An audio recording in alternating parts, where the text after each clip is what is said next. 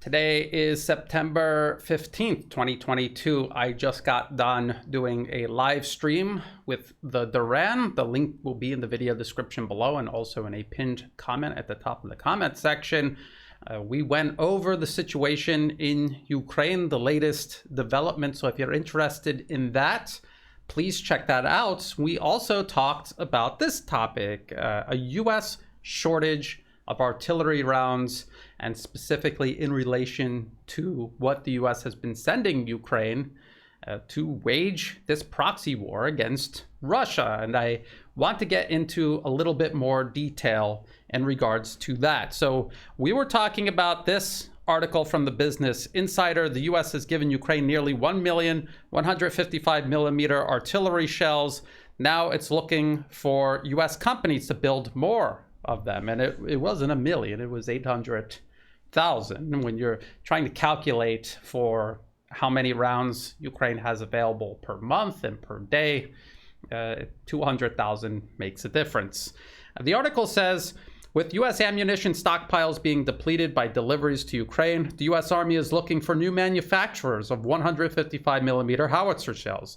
The Army recently put out a market survey to identify US and Canadian companies that can manufacture up to 12,000 M795 155 millimeter high explosive shells a month, 12,000 shells per month. The M795 is the standard shell for Army and Marine 155 millimeter howitzers and would be the prime ammunition for any US designed 155 millimeter howitzers sent to Ukraine, which is already using M777 towed 155 millimeter guns sent by the US and Canada. The US had sent 126 M777 cannons and more than 800,000 rounds of 155 millimeter ammunition to Ukraine as of early September. Now the Pentagon fears that American ammunition stocks are reaching dangerously low levels, the Wall Street Journal reported, citing a defense official. The article goes on and says, among the requirements for manufacturers is demonstrating existing production capacity, projected monthly production and delivery capability of 12,000 projectiles per month, maximum monthly production capacity, and if they have made this item or similar items in the past, the Army survey said. And the article concludes by saying, the US isn't the only one with an ammunition problem. Canada has shipped 155 millimeter shells to Ukraine and is now asking South Korea to replenish its stocks. So first of all, a lot of people are going to ask, how do you know that this is true? How do you know the US really has an ammunition shortage? And how do you know that Ukraine isn't getting more than what the US is saying? Well, it's very clear by looking at the results on the battlefield that Ukraine is most certainly outgunned in terms of technology and outgunned in terms of raw firepower. Russia just has more. We saw this demonstrated in practical terms during Ukraine's Kherson offensive. This was an offensive launched by Ukraine towards Russian positions around Kherson, and even according to the Washington Post, Ukraine was outfought on every single level, including being outgunned and not having enough ammunition to do what it needed to do for that offensive to have been successful. And so it failed. So this is kind of how we know that Ukraine is not getting enough guns and most certainly is not getting enough ammunition to fire out of these guns. Now, the article talks about Ukraine firing somewhere around 6,000 rounds per day. Well, 12,000 rounds per month. If the US Army hired just one contractor producing 12,000 rounds per month, 12,000 rounds per month is only 400 rounds per day. That's far short of 6,000 that Ukraine currently fires. In order for the US to be able to produce just enough to supply Ukraine's daily needs, they would have to find 15 of these contractors, or a contractor able to multiply output by 15 times, 12,000 per month, in order to just sustain Ukraine's firing rate, let alone surpass it or build up a stockpile for future conflict. The article points out that they don't know how many shells per month or per year the U.S. is actually trying to produce. They're just saying they're putting out this survey to see which companies can produce around 12,000 a month, or at least 12,000 per month. The idea is that the U.S. would probably hire multiple contractors to bring the number up much higher than 12,000 a month. I mean, they would have to, just to sustain Ukraine's current firing rates. What about Russia? Is Russia having this same problem? They're firing much more per day than Ukraine. They outgun them in terms of number of guns and in terms of the amount of ammunition these guns are firing on the battlefield. Well, here is a source that I found talking about production numbers, which is very difficult to find. It's The Insider.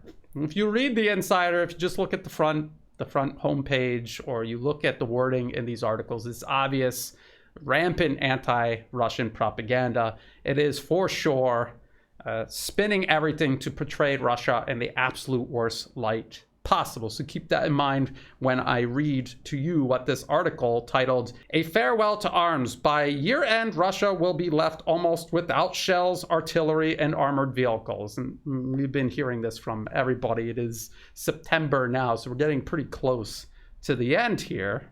It says, for Russia, this was written late August, by the way, for Russia, 6 months of war have led not only to colossal, irreplaceable losses in manpower, but also to a huge waste of weapons and military equipment. Guided missiles are already very scarce. Shells for artillery and armored vehicles will be exhausted by the end of the year. And the state of military aviation precludes a full-scale air campaign. Because of the sanctions, Russia cannot continue full industrial production of weapons and replenish its arms stockpiles, which are rapidly running out. And then it goes on to produce absolutely no evidence at all to substantiate any of these claims. And of course, colossal, irreplaceable losses of manpower.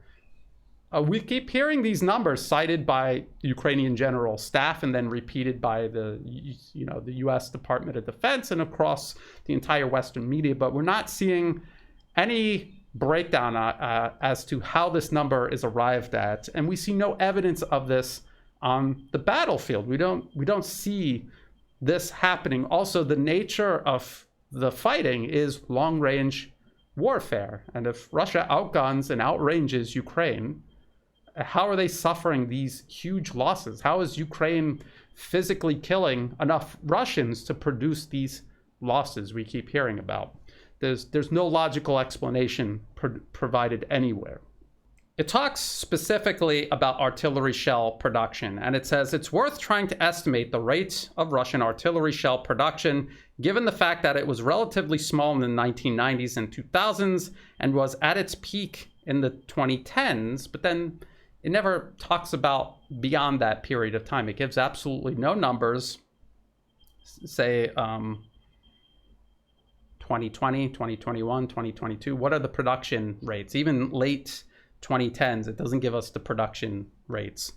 It goes on and it says, however, even that rate of production of existing projectiles, as well as the rate of developing and creating new ammunition, did not seem to suit the Ministry of Defense. Therefore, in 2014, a large-scale program was launched to restore shells that had survived in artillery and missile arsenals. By the end of 2017, this program restored 1.7 million munitions and missiles of all types. That is about 570,000 per year. It was particularly emphasized that their production from scratch would have cost the budget 117 billion rubles, or 39 billion rubles per year. It goes on and it says, based on these figures, it's possible to estimate the volume of artillery ammunition production itself. We look at the earnings of the corresponding industrial enterprises and conglomerates, we will see that during those years, they ranged between 80 to 100 billion rubles. The earnings, of course, also include civilian products, which in some enterprises account for 25 to 30% of total revenue. As a consequence, the ratio between recovered and newly produced munitions can be estimated, albeit roughly, as 1 to 2, or for each 570,000 shells restored, there are up to 1.14 million new ones. Thus, the total annual rate of replenishment of artillery arsenals in the 2010s did not exceed 1.6 to 1.7 million shells of all types. And again, it never talks about after that period of time and gives no recent figures in regards to Russian artillery production. It either doesn't know them or it doesn't want to talk about them because it doesn't suit their narrative. Now, 1.6 to 1.7 million shells of all types annually works out to about 4,300 to 6,400 rounds per day. If that was the rate Russia was producing artillery rounds now, that would afford them 4,300 to 6,400 per day. At 6,400, that's around what Ukraine claims it is firing every day on the battlefield. In addition to Russia's own artillery production, and to be honest, this article from The Insider does not really shed any certain light on Russian artillery shell production. It really doesn't. We have articles like this from the New York Times. So in addition to production, this is another claim the U.S. is making. Russia is buying North Korean artillery, according to U.S. intelligence. And I already talked about this in a recent update. Russia is buying millions with an S, millions of artillery shells and rockets from North Korea, according to newly declassified American intelligence, a sign that global sanctions have severely restricted its supply chains and forced Moscow to turn to pariah states for military supplies. Well, they talk about these global sanctions. Not really. It's their Western sanctions. West is not the entire world. Now, the New York Times uses this word millions with an S, so we could assume that they mean at least 2 million shells are being bought from North Korea. 2 million shells at 6,000 rounds per day, that's almost an entire year's worth. Compare that to the 800,000 rounds the US sent Ukraine, which only accounts for about 4 or 5 months firing artillery at a rate of 6,000 rounds per day. So again, absolutely lopsided. You could claim that this is an act of desperation on Russia's part, but the aid that they're receiving is much more significant, if the story is even true, than the aid Ukraine is receiving from the United States. There's one more article I want to go over. Again, this is another one that I've covered in the past, but I think it fits in very well explaining all of this. This is from the Royal United Services Institute for Defense and Security Studies. It's titled The Return of Industrial Warfare. And it says, the war in Ukraine has proven that the age of industrial warfare is still here. The massive consumption of equipment, vehicles, and ammunition requires a large-scale industrial base for resupply. Quantity still has a quality of its own. It talks about U.S. artillery round production. Presently, the United States is decreasing its artillery ammunition stockpiles. In 2020, artillery ammunition purchases decreased by 36% to $425 million. In 2022, the plan is to reduce expenditure on 155 millimeter artillery rounds to $174 million. This is equivalent to 75,357 M795 basic dumb rounds for regular artillery, 1,400 XM1113 rounds for the M777, and 1,046 XM1113 rounds for extended round artillery cannons. And again, these are tiny, tiny numbers when you break it down daily. What Ukraine is using, or at least claims it's using on the battlefield, 6,000 rounds per day. Doesn't even come close to adequate. The RUSI article concludes, the war in Ukraine demonstrates that war between peer or near-peer adversaries demands the existence of a technically advanced mass-scale industrial age production capability. The Russian onslaught consumes ammunition at rates that massively exceed U.S. forecasts in ammunition production. For the United States to act as the arsenal of democracy in defense of Ukraine, there must be a major look at the manner and the scale at which the U.S. organizes its industrial base. This situation is especially critical because behind the Russian invasion stands the world's manufacturing capital, China. As the US begins to expend more and more of its stockpiles to keep Ukraine in the war, China has yet to provide any meaningful military assistance to Russia. The West must assume that China will not allow Russia to be defeated, especially due to a lack of ammunition. If competition between autocracies and democracies has really entered a military phase, then the arsenal of democracy must first radically improve its approach to the production of materiel in wartime. So this is not me imagining that the US and its allies are at some sort of disadvantage in terms of military industrial capacity. It's not me imagining that they are incapable of sending Ukraine the aid it needs to stay in this fight. It's not me imagining this. It's Western sources admitting this. And it's one thing for RUSI to admit that there is this shortfall in production and it needs to be rectified. It needs to be looked at. It's another thing to actually rectify it. And when you're talking about expanding production at a factory or building new factories to expand overall production, you're talking about things that can take months, if not years, to do. And the impact of this inability to support Ukraine logistically, to sustain it in terms of providing enough ammunition, this is going to manifest itself on the battlefield. It already has, but it will continue to manifest itself on the battlefield. The RUSI article talks about China eventually possibly providing Russia aid. Imagine if it did, but even before that, what if Russia is actually buying millions of artillery rounds from North Korea? This is all something to think about for decision makers in the West who are thinking about escalating this or even continuing this. It's also something for people to think about who are overly optimistic about what just happened at Kharkov. You had this limited success. Is this something that is sustainable, or was this an all or nothing gamble that cannot be followed up, specifically because the US is unable to supply Ukraine what it needs to do so? All things to think about. If you thought this video was useful, please like and share. Think about subscribing to my channel. It's free to do. It helps the channel grow. If you're watching this on YouTube, please check the video description below for other places you can find my work. I update my Telegram channel daily, several times a day. It's an alternative to Twitter and Facebook. And all of my videos on YouTube are automatically backed up on Odyssey and Rumble.